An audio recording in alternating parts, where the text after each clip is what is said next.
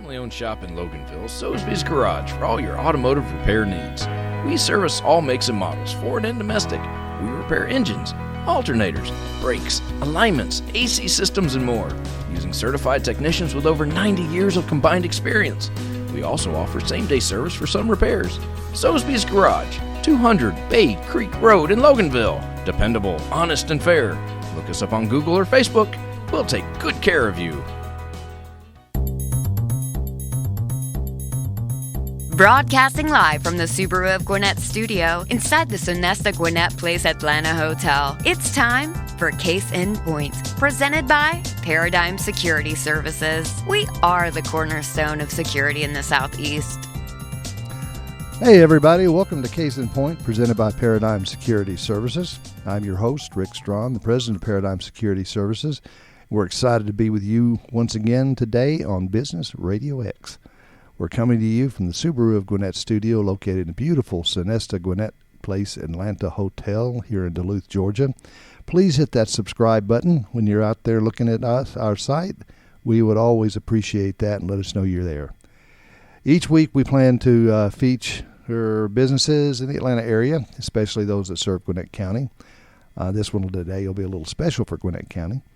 While all businesses have some kind of security issues, not all are about physical security, and we'll touch on that and related aspects of security through the course of each show. Our guest today is Miss Amanda Pearch, and I got that right. You did. And see, I'm easy to train. Amanda is the Chief Marketing Officer for Business RadioX. And if you've got any kind of a Facebook account with Business RadioX or just about anything on it, every time you turn around, you're seeing this young lady pop up at just about anything and everything that has more than two people at it, promoting Business RadioX, doing an absolutely wonderful job. And, you know, not only that, she has a show of her own. So let me start off by introducing, if anybody doesn't know, Amanda Pearch. Good morning, Rick. Thank you so much for having me on your show. I am so glad that you said you would be here and come on. Because, you know, your job is an interesting job. A lot of people don't really realize what goes on the inside of a radio station. You know, it doesn't run without business, without advertising, without people coming on to have a show. And a big part of your job, of course, is going out there and doing all this.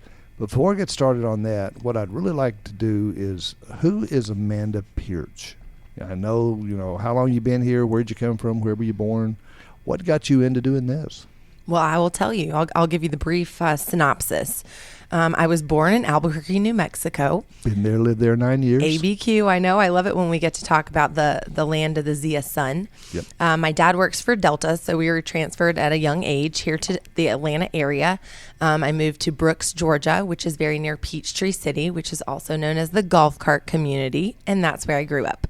I graduated from Stars Mill High School, and I started doing a variety of things after high school, just kind of I guess boomeranging around, getting my feet wet. I worked at Panasonic as an administrative assistant, sold aircraft parts, and just kind of floundered about until I found my footing with Canongate Golf Clubs as a membership sales director.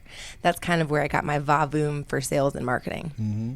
I will say I did go to the University of North Georgia here in Dahlonega, and I studied medical assisting.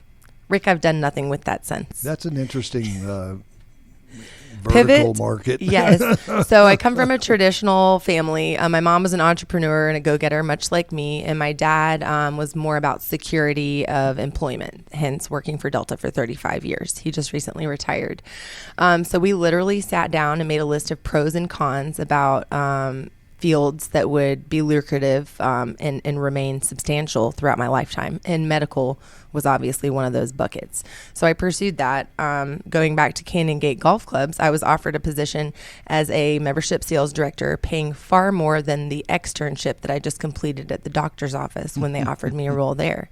So I said, you know what? I'm going to follow my passion, and I'm just going to dive in head first. So I was with Canongate for 3 years, and I oversaw 3 courses on the south side. I got to play a little bit of golf, and that's where I kind of got into events. And I started loving attending events, participating with the Chamber of Commerce, the young professionals, so on and so forth. That served me well throughout my career in hospitality. I kind of transitioned into hospitality. You used to work for Sonesta, didn't you? I did.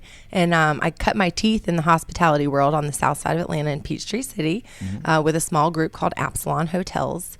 I quickly grew out of that market and I started seeking other opportunities. And that's where Sonesta, where we're actually sitting here today, they recruited me via LinkedIn. And as you know, and as you mentioned, online presence is something that I put a lot of time into. I adhere to three, I call them the 3 Ps, Rick. My social media is always positive, professional, and promotional. And that's something that I hold very near and dear. So through my positive, promotional, and professional LinkedIn, I was recruited by a service or company, staffing company, to work at this hotel. PPP is very popular. PPP, right, yes. I probably coined the triple P before it was the PPP. And ironically, Business RadioX is here in the Sonesta Hotel. So I met Mike Salmon through just my position here at the hotel and some networking events as well. He quickly identified my ability to field business in the marketplace, and he saw something that I don't think I saw at the time, which is what I could be behind the microphone. So communications and marketing and networking and sales have always been, in my repertoire, and being able to apply those in a whole different way through this platform is something that was very exciting. So rewind about 2 years, Mike was looking to expand his team. So at the time he was hiring a director of sales and marketing, and I applied for the role and was interviewed. It was a grueling interview process, Rick. Grueling interview. How many drinks? I was no drinks, and I was amongst 20 other qualified candidates with probably 10 to 15 years on me in the marketplace. Well, then I can understand why he picked you. Because I was a greenhorn. Yeah, absolutely. He could mold you. He could mold me. Well, at that time, he offered me the position, and it's been a miraculous ride ever since. We're going strong. How long ago? 2 years. Yeah. So we've been, and I'm so lucky and fortunate that he considers me his partner. Here in January, I received the promotion for the Chief Marketing Officer, and I believe that's largely based on I'd say a really good job that we've been doing together, maximizing client and partner exposure in the marketplace, really helping, ramp up the brand and kind of find different verticals and different groups to diversify is something that we've been able to do together, and it's been very exciting. That kind of is what brought me to Gwinnett for your original question, Rick. So I moved here about 4 years ago for the Sonesta opportunity, and I'm a transplant Gwinnetian. I drank the Kool-Aid. I've been living in Duluth for those 4 years. I am looking for a home this year, so it might take me a little further in one direction or the other.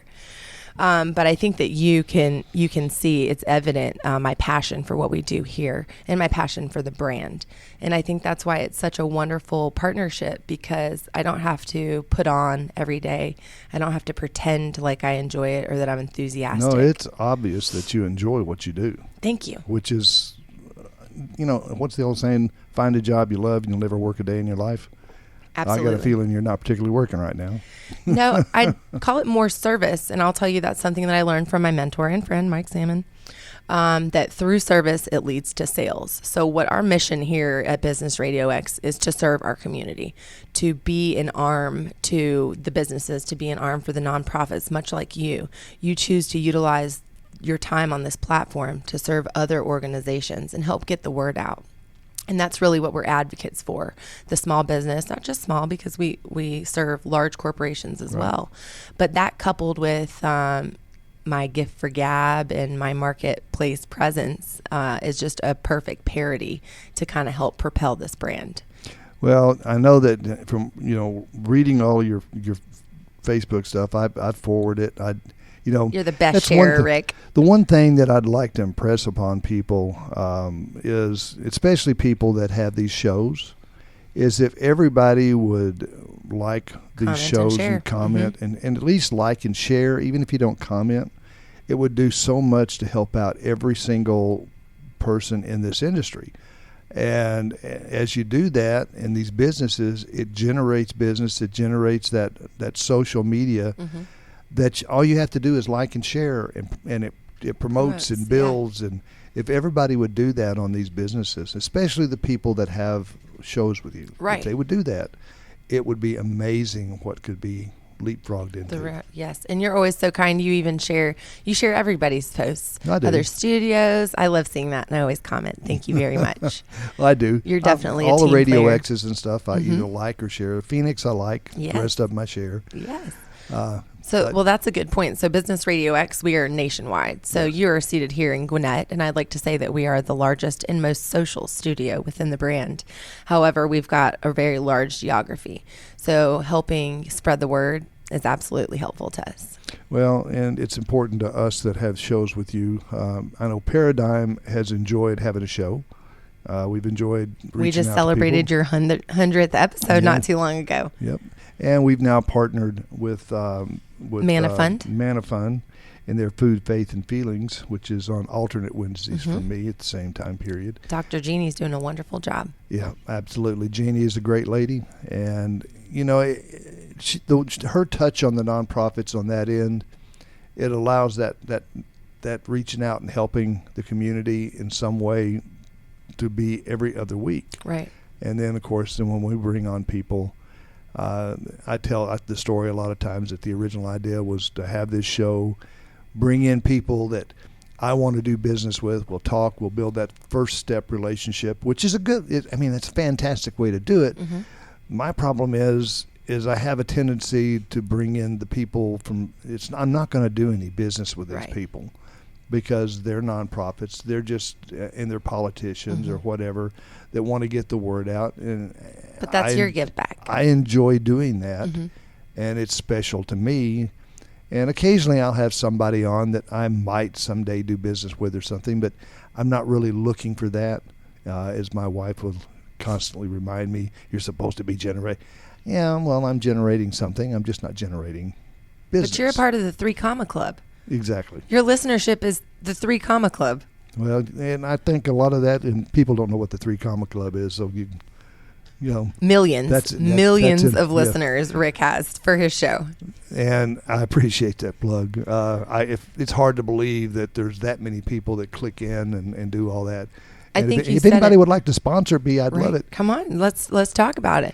I will say I think it's because of the caliber of folks that you host. You host such a wide variety of community leaders and, like you mentioned, politicians. So during the time of campaigns, people are campaigning for that candidate, and it's just spreading like wildfire. So I do believe that those numbers are true, and I believe it's because the robust guests that you bring on the show. Well, like you. Yes, you have a show, and I know that's one that you need sponsors for, but tell us about your show. I know you've had some awesome guests on it, like Monica Pearson. Yes, I will happily, gladly. So Mike and I kind of had the concept a little over a year ago about creating a show that just highlighted all the spectacular women in our community. Nothing against the fellas, but I believe that there is a unique caveat of women who just are humble. Powerful. Yeah, they're powerful, and they're just, leading, and they just don't care to jump in front of the limelight, or they don't promote themselves, much like you and I were talking about before the show. So through our great network of the Chamber of Commerce and a relationship that Mike had with Terry Jondal from CAB Incorporated, she and I kind of put our heads together alongside Mike, and she was passionate about our mission to deliver these women's stories to our community, and we partnered and we created Celebrating Powerhouse Women, Rick. I think it's awesome. Thank you. And I'll never forget, I was seated at her desk, Mike, Terry, and I, when we came up with the name. We were kind of spitballing, and that's half the fun. I'm sure you can attest when you came up with Case in Point. And as soon as Terry said powerhouse, it's like my ears went, wah, and I was like, that's it. So we said Celebrating Powerhouse Women. And the premise of the show was to do just that. So, of course, I highlighted Terry being the powerhouse that she is. Absolutely. Alongside one of her dear friends, Deborah, who had a very tenured career in hospitality with Denny's and just really had a great success story.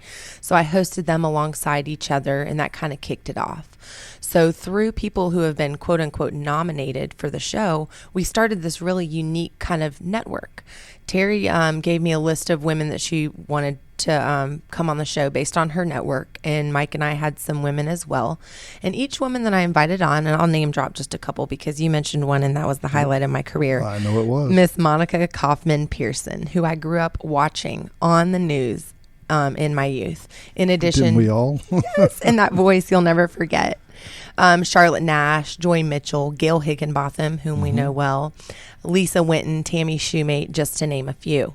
So after they each came on, I then had the chance to spend a little bit of time intimately with them. And that's where I really got to learn a lot, Rick. I'd say that it was a little bit of a selfish piece there towards the end, because I was asking them questions that I was curious about for my own personal growth and development.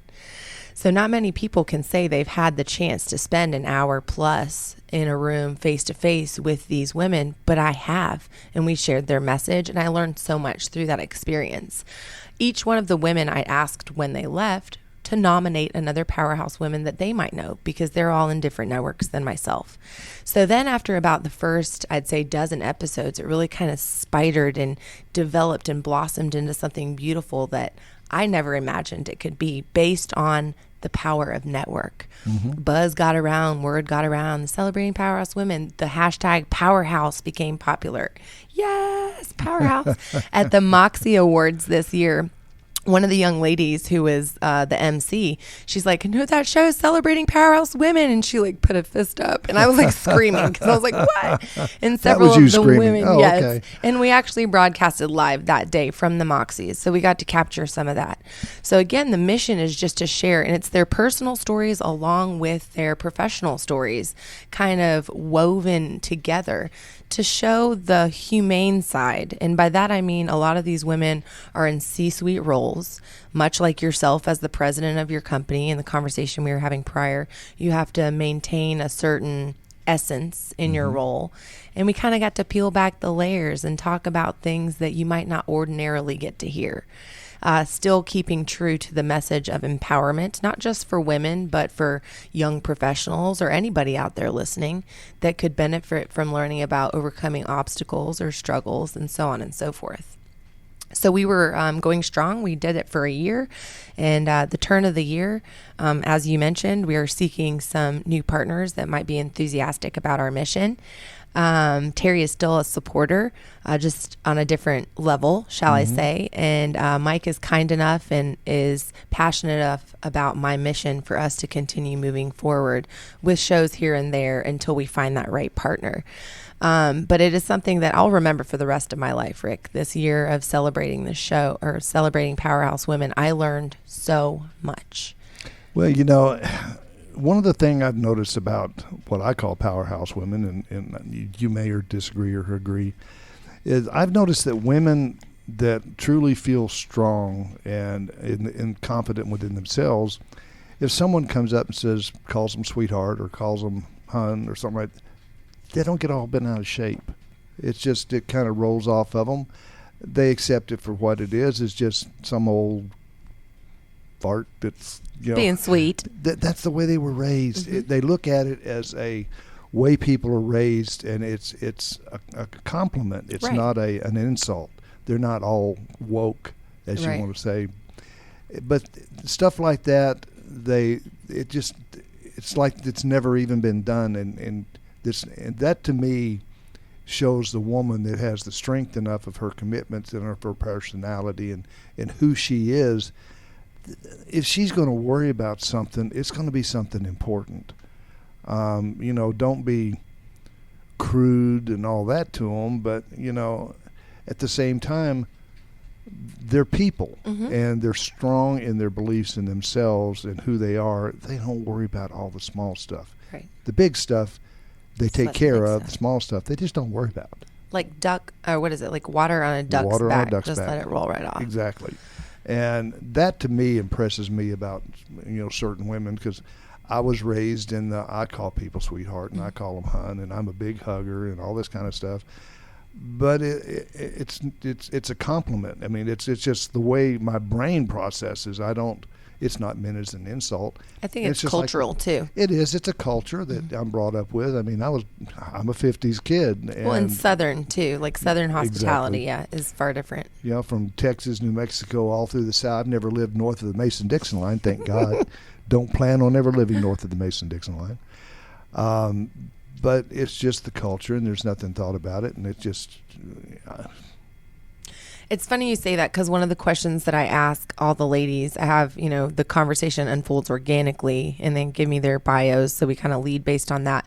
But one thing I do kind of ask gingerly, because I don't ever want anyone to think that they've been looked over in the workplace because they're a woman or so on and so forth. But I do ask the gals if they've experienced anything like that in the workplace, based on being a high caliber woman and, having to work in an arena of fellas, if they felt anything. And the majority of them say no, just like you said, because they're of that mindset. None of those things. They've not experienced any issues. They're strong enough and confident enough that they're not treated that way. They've got a backbone, and it's a strong backbone. They've got a belief, they've strong culture in their profession. They're good.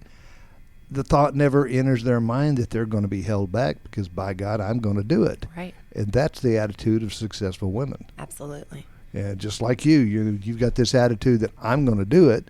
This is my plan, and this is where I'm going to be in 5 years, or this is where I'm going to be in 10 years. You might not have got to 10 years yet, and I'm not sure you're old enough to be thinking about 10 years, but 5 years, you're thinking you're pushing the 7 or 8. I'm thinking about my nest egg in 10 years. No, that I can. And that's the only thing I can really picture. But the 3 and 5, I definitely have within visible sightline. Absolutely, and you will achieve them because you are focused on what you want, and nobody's going to stop you from getting there. Thank you. And that's what that's one of the reasons I enjoy talking with you. Coming in here, getting a hug from you, because one of these days, you're going to be these Monica Pearson type people that is going to be well known around the area and well known in the media. You're going to make a place, and I have no doubt about that. Thank you. And I'm going to say, I know her, and she knows me. And I love you. And I love you too. But, there's too many women that let stuff get under their skin. They want to do something. They think they want to do something, but they don't want to push the point of making it happen. And that's a shame. That's one of the things I liked about your show, is showing women out there that you too can be a powerhouse woman. It's just a matter of how you think. It is inside your head is where people defeat you, not your abilities, because most women have very good, I realize full on how much it takes. People say, well, she's just a housewife. BS. Oh, that's so much work. Staying home, doing all that, taking care of kids, that is a career that is nonstop, day to day, hour to hour. And most women nowadays seem to have issues with just doing that. And so, if you can get past that and get past the thought process, I see women every day that amaze me, and especially in my field. I've got women that I've got as majors, as captains, because they're a no nonsense, no BS type people. Right. And I've got a major right now, Ashley Ashby, that she takes no prisoners. But she's confident in what she does. She's compassionate in what she does. She leads in what she does. But don't tick her off. Right. She's very strong-willed, and she's not into drama, as she puts it. And that's a I good like quality. that. Yeah. That is awesome. And she doesn't mind telling you when she doesn't like what you're saying or what you're thinking or how you're. Not so much that as the direction, the choices that you're making. That's not a good idea. Or that is a good idea. I'll tell you one thing I learned from all of the powerhouse women I've spent time with is you can't be afraid to fail. And that's something that we're all apprehensive of. And that's something I have to tell myself, Rick, literally, in going for that or trying to do this. You can't be afraid to fail. Now, I know that's all sounds all fine and well coming out of my mouth, but then actually doing it is a whole nother story.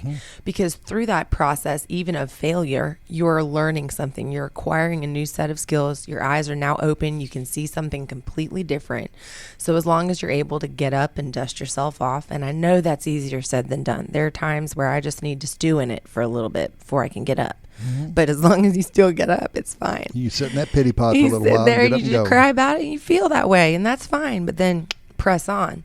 You can't wallow in it, is what I'm saying. Most successful people have failed to some extent somewhere. It's very seldom you find somebody that is out of high school, goes into something, is a total success, and then millionaires or billionaires or whatever.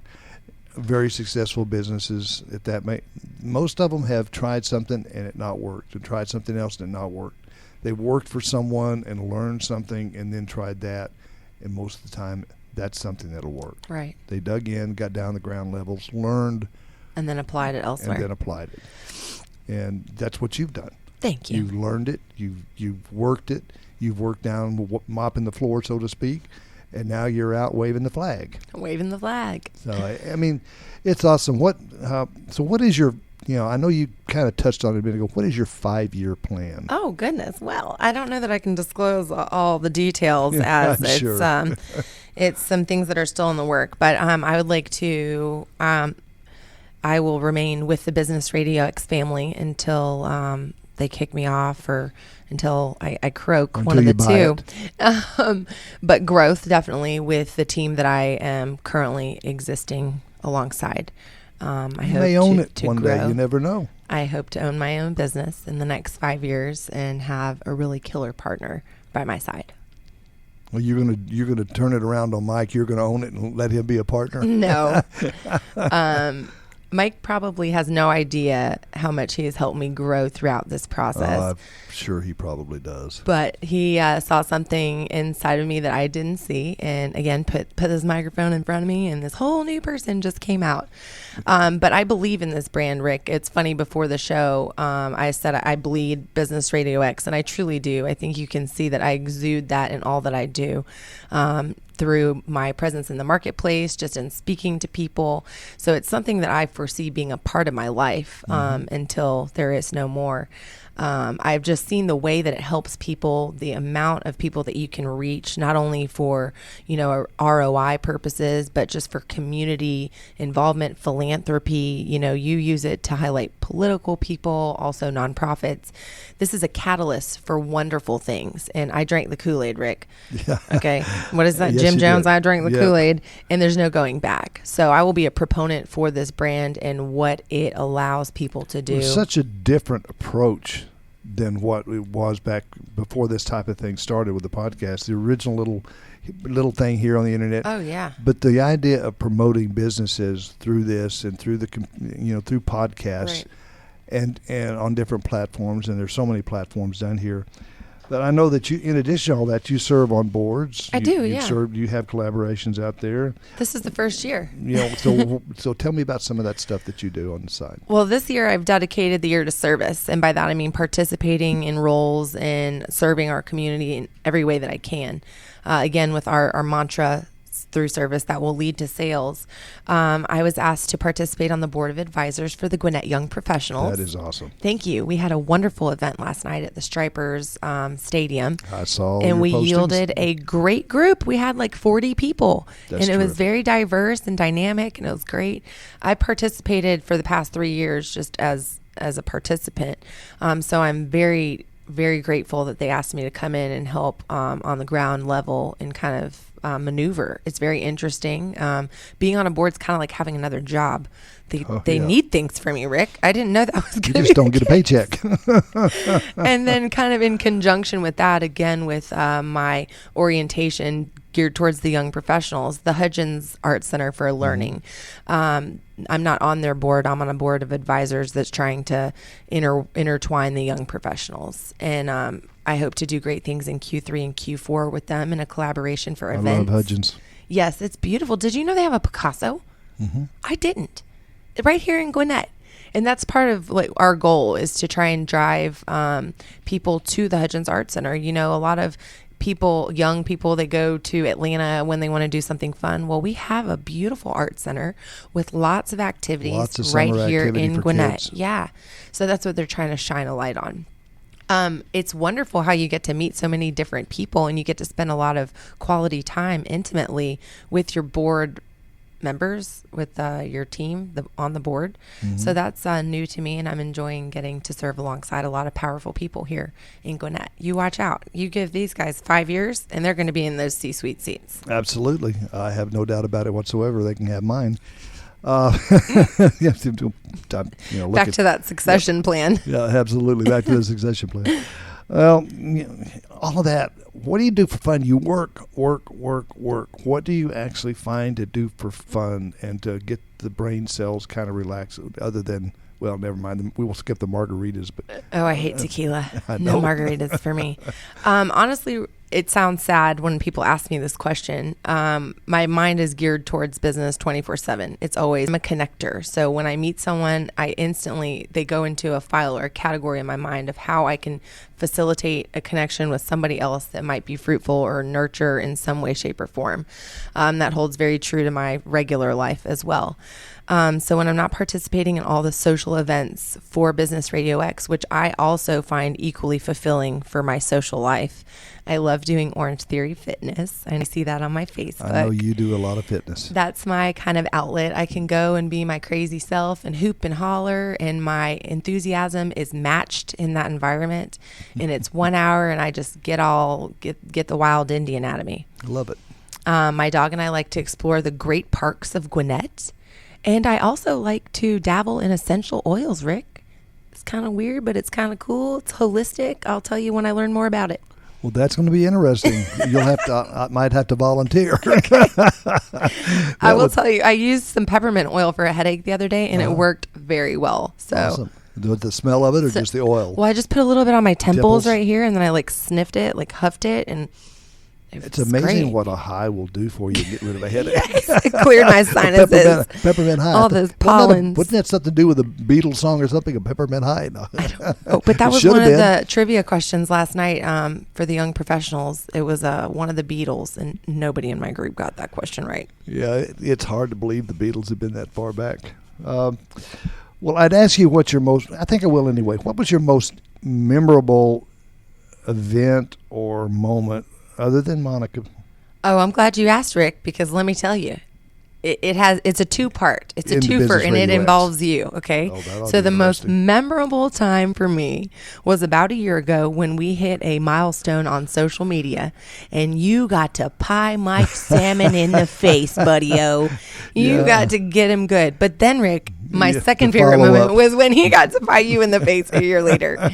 Those hold very high in the ranks of most memorable times. They're here for me. definitely memorable for me on both of them, too, especially the one where I got it.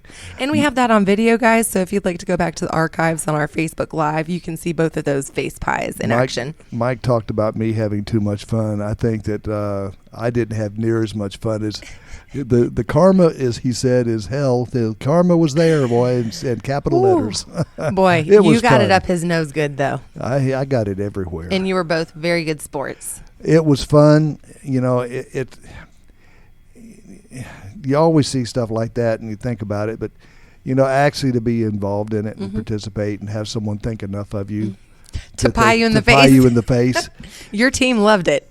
Oh, my team absolutely. They did. relished in well, that. I tell you what, you had an absolute ball with I Mike did. when he got his. So Yes, I did. it's a funny thing about people that are working for you or with you or something. They just love to see you get. Delight. They just They love delight to see in it. you get pied. Hey, Well- I want to interject. I know you're going to wrap up, and we're short on time, but I do just want to share. As long as you want, hon. I'll share. I want to share with our listeners a little bit about you, if that's okay. Okay. Oh, I he's think. like, what? So as we mentioned, we're seated here in the Sonesta Gwinnett Place Hotel, and this is actually one of the properties that Rick's team serves with Yeah. the security. So I'd like to say that I see them patrolling around, doing a superb job, maintaining the property, maintaining the safety of all the occupants, so on Thank and you. so forth. And I see your cars in the CID marketplace as well. So I'd like to ask, I know that you serve hotels and, high value businesses, but for anybody out there that might be looking for some security services or some extra eyes, who are the people that you look to connect with so that I can keep my ears and eyes open for you? Well, anything out there that you see a security officer, and I don't call them guards, a security officer working, that's what we do. We do patrols, vehicle patrols. So property management, anyone that facilitates a business that has a need for security. A lot of times it is the property manager or it is the facilities manager. It's hard to pick the person, Sometimes, like with me, if I was going to do something, it usually all comes back through the CEO. Mm. Otherwise, it could be just the facilities manager that does a lot of it.